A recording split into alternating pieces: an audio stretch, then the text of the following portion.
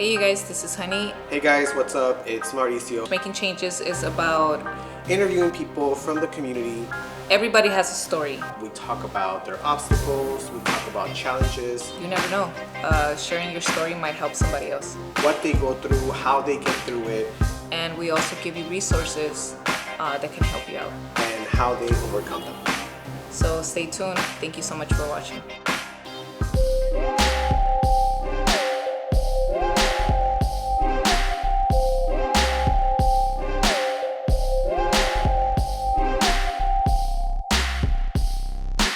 Hey, what's up guys? I am Honey with Making Changes, and I would like to introduce to you guys my co-host. Mauricio. And today with us on our first show, we have Kimberly with us. And Kimberly, would you give us a little bit about yourself? Hey everybody, my name is Kimberly Rueda. I am a 31-year-old mom to a beautiful autistic child. So, pretty much she's going to tell us a little bit about her struggles. And I'm just going to go ahead and let her take it from here. Okay, so I wanted to know, Yeah. what made you even try to reach out to anybody? What signs caught your eyes that you were just like, obviously I know that you're in the medical field. Correct. Did that have anything to do with you just saying, hey, you know what, I kind of diagnosed my son a little bit? Absolutely. Working in the medical field and seeing it firsthand definitely gave me the tools to be able to recognize a lot of the signs and symptoms. So that kind of pushed me in the right direction. Where in the medical field do you work? I worked at the moment when my son got diagnosed, I worked at a pediatric facility over in downtown California Hospital. Okay.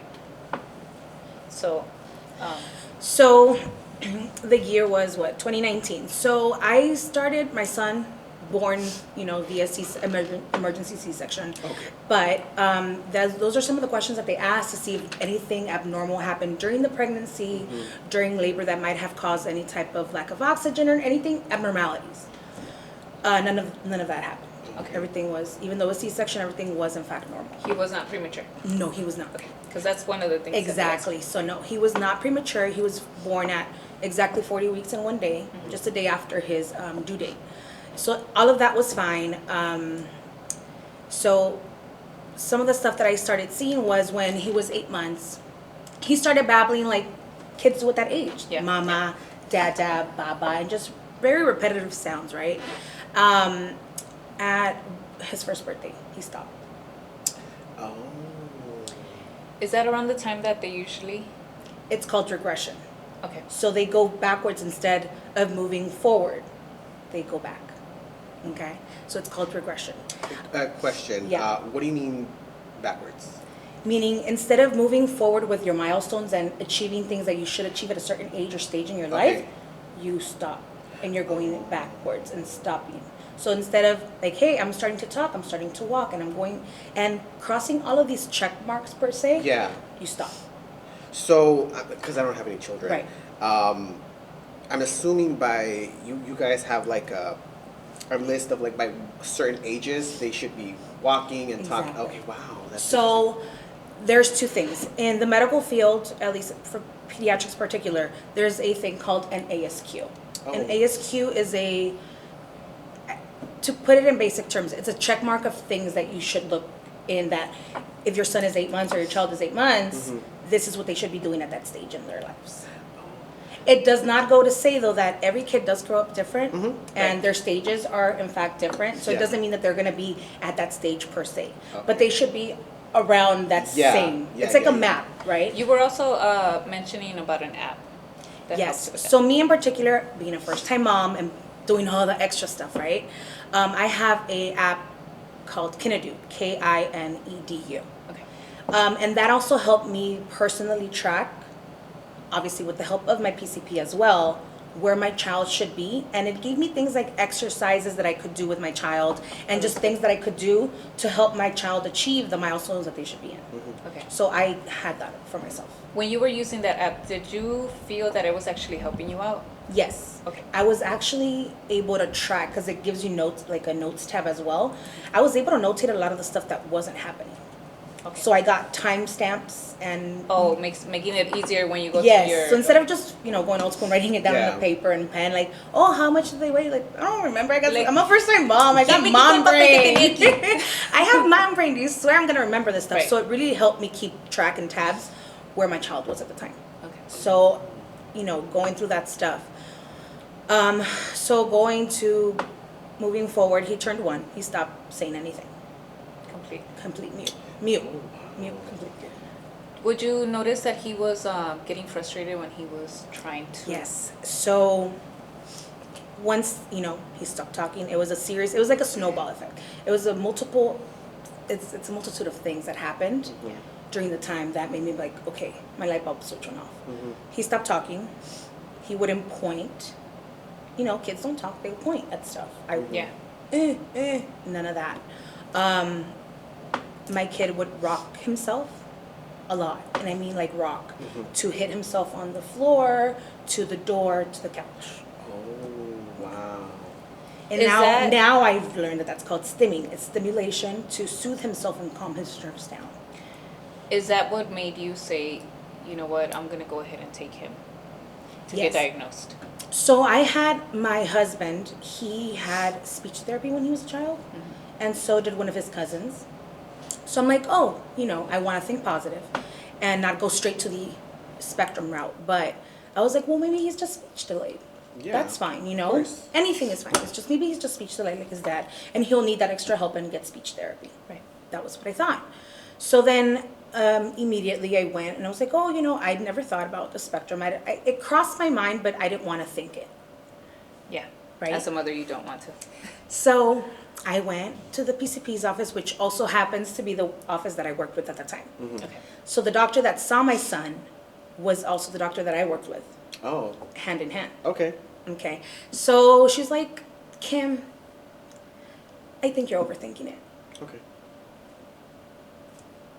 As a mom, did you just be like, I'm not. I don't. Oh my God, I love you. So just a little story. I met Kim in medical school. Oh, you went to medical? Yeah. What? Yeah. I did not know this. Oh And my gosh. so her and I go way back. And I remember talking to her about this. Here, I had grabbed this for you, and I did. Yeah, I'm so sorry. And we were outside just briefly talking about it, and she mentioned it, and at that moment I was just like, I have to bring you on the show, because there are a lot of moms that don't know about these programs. There's a lot of moms that are not familiarized with the medical field. Correct. For example, my daughter, Ruthie, she has a coworker, and she just had twins. Now her coworker, her twins were premature, but they're 2 years old now, and they don't do anything. Right.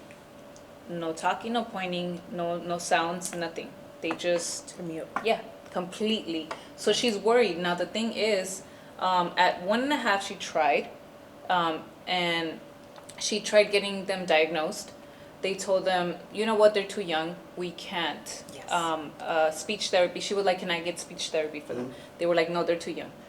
So this happened yesterday when Ruthie was telling me, and I was like, I got the information that Kim sent me, so I passed it on to her, which is what we're trying to do with this show. Correct. Right? We want to be able to give information to the audience to show you that these things that people don't know are out there to help you out.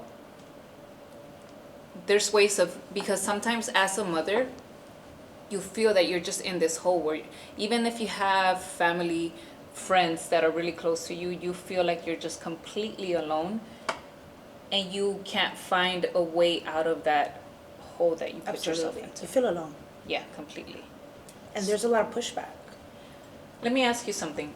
When it came down to that, did you have people telling you, like, even after you got your son diagnosed, telling Yes. you, exagerada? My own family, my own parents. Oh, wow. So, did your son get diagnosed with autism? Yes, and talking about that, the twins are 2, right? Yeah. My son got diagnosed at 1.5. And thus I even have the licensed psychological assessment here in front of me. And he got diagnosed May 2nd of 2019. My son's birthday is 9/29/2017.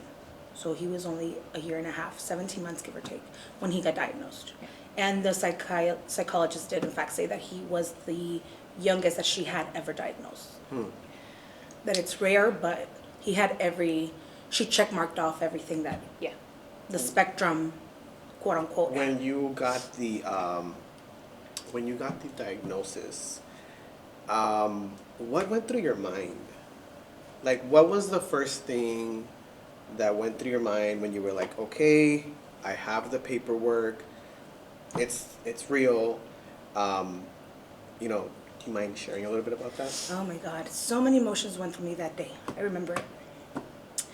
After spending what seemed like an eternity in the office with the psychologist, it was like maybe 3-4 hour assessment in that room.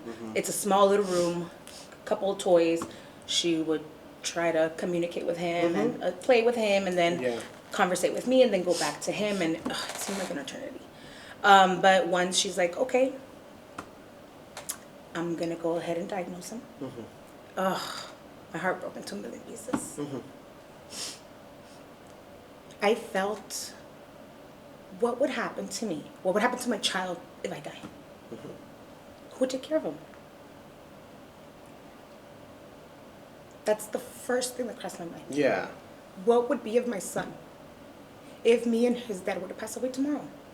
Yeah. Age has nothing to do with death. Because it takes a lot from a Yes. person to be able to take care of somebody that needs extra help. Oh, Yes. absolutely. It's like, it's a big deal. Do you know what I mean? It's not just like, oh, you know, this is a child that needs to be taken care of, especially, you know? And like you said, I mean, as a mother, you know, you were like, oh my God, what if something happens to me? Yeah. What about my child? You know what I mean? So, oh my gosh, I can only imagine everything that was going through your mind at that moment. Yeah. So immediately my husband left work. He's like, I need to be with you guys. I don't want to be here. Was he supportive? In the road of getting him diagnosed, he spoke a lot with his family, with his mom, and just, you know, people close to us. And they're like, you know what? And I will say it's a cultural thing. How so? That they brush it off under the table. In the sense of like, he's fine. Kids grow at different stages. Right. Depresión no existe. Yes. Ay, ponte a hacer algo mejor, mijo. Like the gaslighting. Mental Yeah. health and all of this stuff, it's not something that we talk about with the elders Yeah. in our communities. Exactly. Yeah. Now it's such a big, it's you know, people are shining light on it, but Yeah. it's not something I talked about growing up for sure. Yeah. Yeah. You know, and it's like, now that I go back and I think about it, now that I'm a mother to an autistic child or a child on the spectrum, I'm like, I remember conversations with my, you know, hearing my tios or my tia say, ay, ese chavalito que jode, he bugs so much. Now I know they were actually on the spectrum, diagnosed Yeah. and all, but it's Yes. not something we talked about. Yeah. Why? You know? I wish I had the answer for Right. that, because so many people grew up needing the help, and it's very unfortunate, but a lot of parents don't have the patience to deal with this, and they will beat their kids. And it's Oh. the gaslighting. Yeah, I think, like Honey said, that is such a big thing. Like, the patience and the education that you have to move forward with a child like this, it has to be 100% on point. Do you know what I mean? You can't just, like, you know, hit them or anything. You know what I mean? It's just, no. A lot of patience. It's not, exactly, you know? Because, you know, Yeah. as Mexicans, when the kids are like, you know. A but- whack to the head or exactly. something. But no, Yeah. not in this case. Yeah. No. So, going back to the question, did you feel that at some point, everybody else, like his families, My parents as well. Yeah. did they're- you feel that it affected the way that he thought about the whole situation? At first, we had many conversations behind closed doors as well. And I'm like, you know, telling him, at the end of the day, it's a him and I thing. Yeah. And we're the ones that are going to be raising him. Yeah. But he at first did brush it off a lot under the table. He's like, he's fine, he'll be fine. He's just, developing different. He's developing a little bit slower, but he's just fine. So I felt even more alone. Right. Because instead of us being a team and tackling this together, Of course. I'm by myself. Do you feel that he was probably doing that because he didn't know how to cope with it? Yes. And he did not want to admit that there Yes. could possibly be something wrong with the baby. But thankfully, he turned it around and he read every book that he could. He listened to every podcast that he could. He scrolled through YouTube and he informed himself. Yeah. After the baby was diagnosed, did he start a specific kind of therapies? Or because obviously autism is not just one specific kind of autism, That's right. right? It's a spectrum and it's a wheel. Yeah. There's so many things and there's so many characteristics that you can fall on that spectrum, right? My son just happens to cross 3 of those. Okay. But it's a wheel of multiple things. It's not just autism. There's so many other things, like Asperger's is part of the spectrum as well. What is that? Asperger's, I don't really want to touch what do too you much mean on Asperger's? it. Yeah, there's just so many things and so many other diagnoses that it's not just autism that's considered part of the spectrum. Right. Okay, but I know more about autism because that's what I've dealt with, but I don't really want to touch on Asperger's, not being very well educated Of course. touch on it. Like, question. I mean, when you got the news about everything, you as a parent, do you get like any sort of like training and preparation on how to raise a child that has autism? No. It's just kind of like you have to do your own research. This is your wow. child. I would figure like they would be like, hey, you know what, we're gonna help you. They have support, and they do say that if you need any type of support, they so maybe going into more detail so that you get some info. So my son got diagnosed, right, through the regional center. Okay, so I go to let me explain the steps. So I went to the physician's office, his primary care physician. They gaslighted me. She said that I was overthinking it. But I pushed, I fought, because my motherly instinct told me otherwise. Yeah. And so I kicked and screamed. Not literally, but I fought for my child. Then the case manager, that also happened to be a coworker of mine, she said, same thing, we think you're overthinking it, but we're gonna go ahead and refer you anyways. And they referred me to what was called a bridge program, because my son was still too little. He wasn't age appropriate to hit the regional center just yet. Okay. So a bridge program helps, it's literally a bridge from what is the PCP and the regional center to kind of help assess him and then also help determine whether he should even be in the regional center. Correct. So we went to that assessment as well in downtown, and she immediately made the phone call with me to the regional center so that we can get him assessed and evaluated immediately. Okay. So it took 4 different sessions, 4 different evaluations, speech, OT, a general living condition evaluation, which included all the stuff where how he was born, was it normal, and then of course, last but not least, the psychological evaluation, which determines his diagnosis. Hi guys, so today's episode of Making Changes is brought to us and sponsored by M&M Sweet Pops, and we actually have her on set today. So Melissa, what are the goodies that you brought us today? Well, I brought you guys a lot of things. I actually got chocolate chip cookies. You guys have chocolate chip muffins as well. You have our favorite, most awesome strawberry croissant. It has barbarian sauce and it actually has also strawberries. And then I brought you guys some Oreos, chocolate covered Oreos and vanilla cake pops. And also brought you guys our famous Abuelita coffee and our Café de la Olla. Yes. Correct. And then when you mix them together, you get our specialty coffee that you guys have as well in the cup.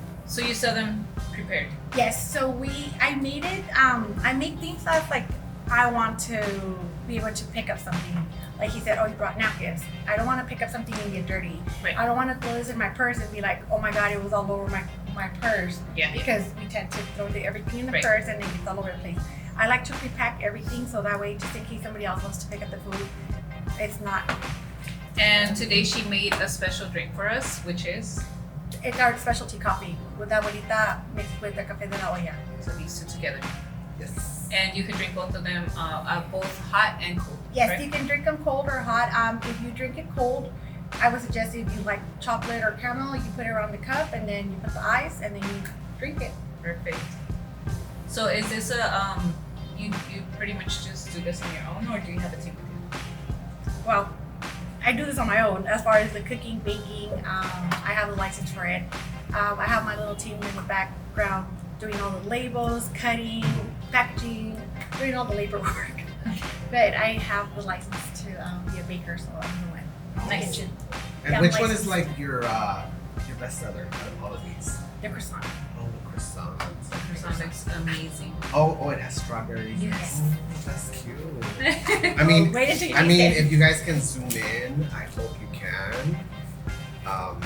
She put this together very beautifully, and the croissant is it's cute. I don't even want to eat it. Yeah. I don't want to eat it. So once again, thank you so much for thank you. sponsoring the show, and we look forward to linking up with you a lot more. Thank you. I appreciate you guys having me on. Thank you. This is Making Changes. Once we got all of that and I got the diagnosis, the regional center took him as one of their cases. Okay. And immediately, speech. He was qualified for speech therapy to help him with his speech. Occupational therapy, which helps with, because he has a lot of trouble with texture.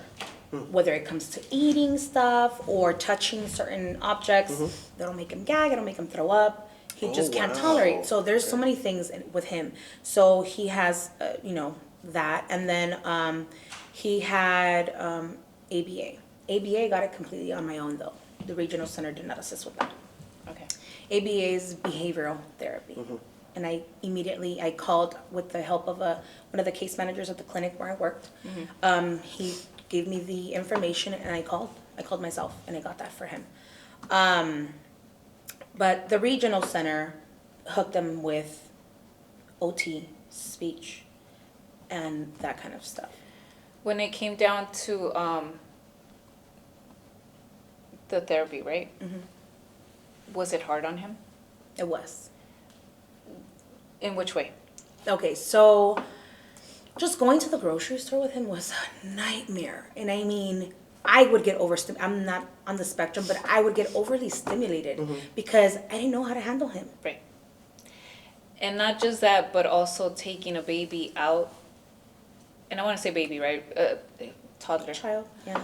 Taking him out, and sometimes you can have all the patience in the world for your child, but when you go outside and you start seeing people looking at you like, God, You can't help but shut lose your him cool. up, because there's a lot of people. Yeah. And it's one thing that my husband and I, when we go out and I've seen babies crying, it's like sometimes all they need is just try to calm them down. So people are so inconsiderate though. Yeah. And at the same time, that'll trigger something in you where you're just like, fuck, I don't know Mama what to bear. do. Yeah. And you want to like say something. You know? wanna lash out, Yeah. or you end up lashing out at the baby. Yes. Unfortunately. Yeah. And obviously, like, we're all humans, it's not something that you're a bad parent because you lashed out No. at your kid, but it happens and you're just so lost in everything that you're just like, fuck, I don't know what to do. And then you don't even want to take your kids anywhere. I left so many family gatherings and just parties early because I just couldn't anymore. And I mean, dripping in sweat, chasing after my kid because he's a child at the end of the day as well. yeah. He wants to, this is not even a spectrum thing, but he wants to be running and doing stuff. Energy. Yeah. Yeah. But on top of that, he gets overly stimulated and then there's no stopping him. And then he, would bust a tantrum. And then the tantrum leads into something even further. Okay. Which would be? Just even worse, is not a tantrum anymore. Oh. He's overly stimulated and he can't. So then that's when the rocking begins and the hitting himself begins and Wow. that kind of stuff. Have you ever had a situation in public where it's just completely gone wrong? Like where somebody like is maybe staring at you? Oh my or God, so many times. But this one in particular, we went to a indoor play area. Okay. Yeah. Ball pits and all that stuff, slides. And this mom, she was, and it's like, first of all, he's just a kid. But she just grabbed her kid. Ugh, let's not play here because of this little brat. Oh. See, and that's the problem, that when it comes down to it, people do not stop and take it into consideration where there could be something else wrong with the baby. Right. You know, and I don't really want to use the word wrong with them, because it's not anything that, you know, they can. They have a little sparkle of difference. Yeah. Just I a wanna little cry. sparkle. Just have a different sparkle. But people are very cruel. Yeah. And I think that's why I take my time sometimes, and I'm just like, something else has got to be wrong. You know, it's not fair for people. I think people need to educate themselves, even if they don't have a child with autism. I really do believe that people should educate themselves on it, just to have a little bit more compassion towards the mother and the child. Yeah. And sometimes it'll be your own people too. Oh, I know. Yeah, That's for the sure. worst. When it's your own people, your own raza, and it's like, this is why we're stuck Because where we're at. back to what we were saying in the beginning. Growing up, we're so used to, estás exagerando, like you're making it a big deal when it's not. Like, stop it. You're gonna get your child used to you being a mama's boy or a Yes. little Don't chillona. carry your baby because you're lo estás mal acostumbrando. ¿De qué lo estoy mal acostumbrado? I'm carrying my child. Yeah. Yeah. So, for And example, that's that. I remember growing up, I would always hear my aunt saying, "Don't carry the baby, lo van a brasilar." Yes. That's the word, right? But the thing is, you gotta remember, you have this baby in your stomach for 9 months. All the baby hears is you, your voice, your heartbeat, Your your comfort. everything. Once the baby's born, it's like, how are you gonna keep this child away from the mom? It's like you're kind of showing the baby how to have that fear of, it's okay, you're out in the world No, by it's yourself. dependency issues. Yeah. So people want to twist that and use it and just to their advantage, and, oh, you know what, I got things to do, I'm not gonna carry that baby because I don't want it to cry, and then it's gonna need me to be there all the time. They're making it an inconvenience Yeah, when it's not. when it's not. And to each their own. If you want to carry your baby, then by all means, go ahead. Yeah. So when it came down to the therapy, do you feel that it helped you a lot, or it just made things easier? No. So he got diagnosed May 2nd of 2019. So then COVID hit, Okay. right? Just a few months after that. So almost a year, a year after his diagnosis. But so you were asking if we get taught how to deal with our children. We don't. But I was so blessed. My son was tremendously blessed to be surrounded by amazing therapists, by amazing, amazing facilities that we worked with. And the thing that stuck to me the most was when his first therapist ever told me, "You're the teacher. I'm only here for an hour a day." Mind you, his therapies were Monday through Fridays, sometimes Saturdays and Sundays, because both my husband and I work full time. We went full force with this. Yeah. We had no stop, no breaks, no nothing. It was another full time job to get him all these therapies. So she's like, "But I'm only with him for a session, 1 hour a day." Yeah. So you're the teacher. So I got that and I was like, "You're right." Orange, where is Orange? Good job, bud. Wait. Where's Blue? Where is Blue? Where's Blue? Blue. Blue, where's Blue? Where's Blue, puppy? Good job. What about Yellow? Yellow.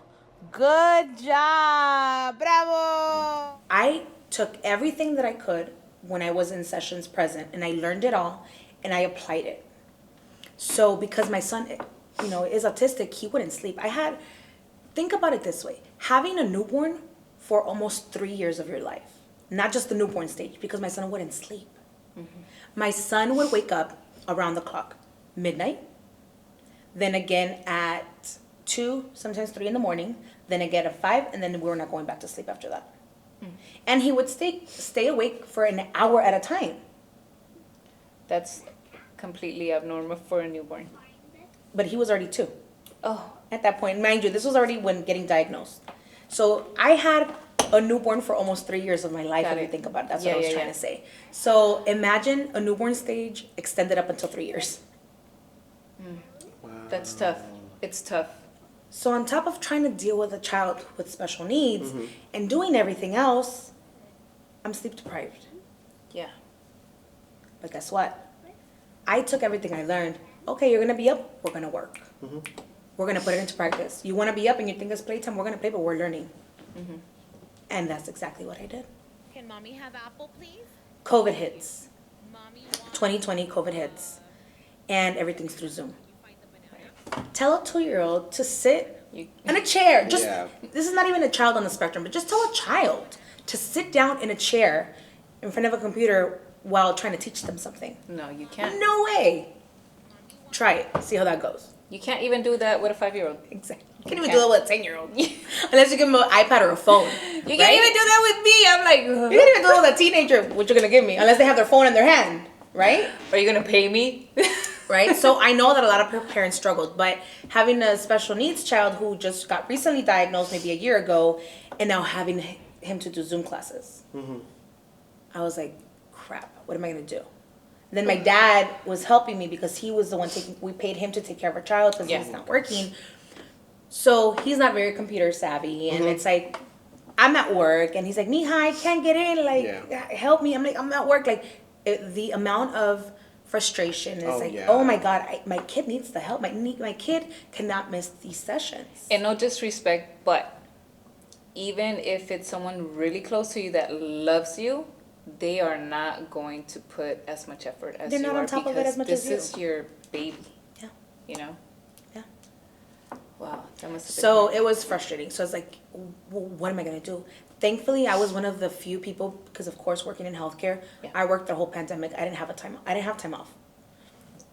So I took 3 months off. I took time off. And I'm like, I need to do this for my kid, because if not, he's going to fall behind and it's going to be worse. Yeah, yeah. And we were already seeing changes and progression and taking steps forward.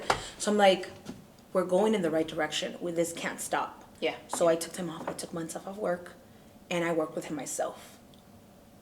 I worked with him day and night. I did the sessions. He was up, I was up. We were working.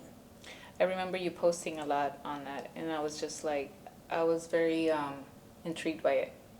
Because I know how you are, and it's like, when you're going to do something, you're going to do it all the way, and you're going to do it right. You know, and hats off to you, man, because it takes a lot. It really takes a lot. People just see my son doing well. He looks normal. I get so mad. I've learned to, Yeah. throughout the years, he's normal. He looks normal. He looks perfectly fine. But you don't know the work behind the scenes. The thing with autism, though, is babies don't look a specific way. They're confusing. There is no look it. to it. Yeah. It's not Down syndrome that Yeah. there's a specific features, Exactly. to a child, but there is no But face. that's the first thing that there is people- no face to autism. There is no face to being on the spectrum in general. Yeah, And so when people say it's hurtful. yeah, of course, because it's like you don't understand what I went through, what Yeah. I'm going through. Has, with people's comments and when people stare and everything, has it gotten easier throughout the years? It has. Like, is it more of like, this is how things are? Yes. I also have to keep calm and cool because this is my child, and eventually I want my child to also maintain that. Calm, cool, and collected. Yes. Exactly, because this is just the way it is, and there's going to be obstacles. Of course. Yeah. So I've learned that I can do more.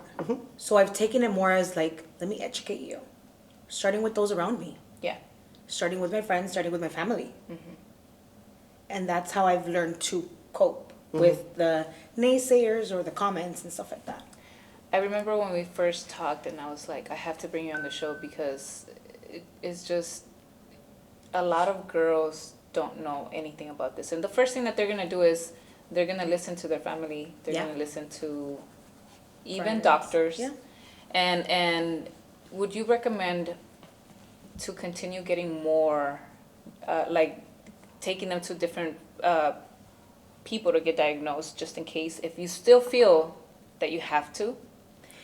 If you still feel that you have to, it's not a crime to get a second opinion. Get that second opinion.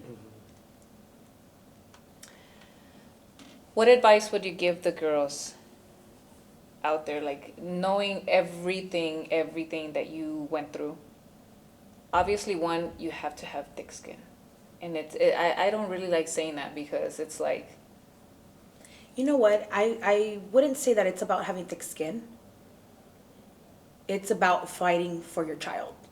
Are you willing to fight by any means necessary to get what you need to get for that child? When you were doing your own research, did you find any websites that might be helpful? So I have the information, of course, of the regional center, because I got it from my caseworker at the clinic, right? But I have provided a website, and I can look it up. I have it here in my notes. I have a website where you guys can look. This is for LA County in particular. You guys can look up your own regional center in your area based on your zip code, okay? And if you are not in LA County and you're in OC or any other, San Bernardino County, etc., you can look up a regional center in your county, okay? I'm gonna go ahead and provide you guys that website, and I'm sure we can go ahead and provide that link as well. Okay, and it is a regional center lookup by zip code, LA County. Just look up Regional Center Lookup, California Department of Developmental Services. Okay. Okay, Perfect. and that will pop up a map, and you'll be able to search via your zip code, and it'll give you the regional center for your area. Because sometimes you think, I live in South Central, it's not necessarily your regional center. So go based off of that, and contact them. Contact your regional center. Does it take a while? Yes, some regional centers have more cases than others, so please be patient. But one thing I will say, it's like, there's a saying in español, si uno es el interesado, uno es el que tiene que ir a buscar. Right. So I'm the one that's interested in these resources. I'm going to go ahead and look for them. Yeah. So knock on doors, kick down walls if you need to, but get your answers. When it came down to the therapy, he had speech therapy, right? Yes, he did. How long did it take you for you to see results when it came down to that? Okay, my child's particular case is different. He is not as high on the spectrum. He is called high functioning. High functioning meaning that he might have a more fulfilling life or be able to do things more independently. Okay. Per se. Okay, cool. So he's high functioning. So in my particular case with my child, he was talking within a year. He was already giving me sentences and talking to me and asking things. And with that, I saw his frustration go down because he was able to communicate his needs and desires. Would you say that the frustration came more from that? Yeah, so I've come to the conclusion that the frustration that my son had and the having to stim himself was because he couldn't communicate with me or anybody what he wanted. Yeah. Like, I want grapes or I want milk or feed me. Like there was no type of communication. Yeah. So he would get frustrated and, to soothe his nerves and calm down, he would stimulate and self-harm. So, yeah. Is there for example, having an autistic child, is there something like, are they, because I don't know that much. Is there like immune compromised, anything like that? I'll tell you, it's been very humbling. Okay. Extremely humbling. But can it affect like the immune system, or in the long run, can they be, can they get ill or? Okay, so in my son's particular case, we got a genetic screening. Okay. We got genetic testing to see where it could possibly have derived from, if it was on my side, his side, or if there was, possibilities of any future child having autism. Okay. Which it comes from my side. And there is a possibility that if I were to have another child, he would be autistic too. If it's a son, if it's a boy. If it's a boy. If it's a girl, those possibilities are even less. Why? I wouldn't be able to tell you the scientific part of it, but that's exactly how the doctor explained it to me. That if I were to have a girl, crazy. Yeah. so the possibility, it doesn't mean to say that, oh, there's no, there's a lot of girls on the spectrum as well. It's just, Yeah. at least for my particular case, the probabilities would be less if I have a daughter that she would be on the spectrum. Doesn't mean that's not possible. Because But just like we said earlier, autism, different faces, different types. different cases, yes. Yeah. So, but it does not affect his immune system or anything. It's not an autoimmune disease or anything of the sort. So no, his immune system is intact. What does affect his immune system though is because he's very picky. And if you ever come across any child on the spectrum, you'll seem to find out that their menu is quite short.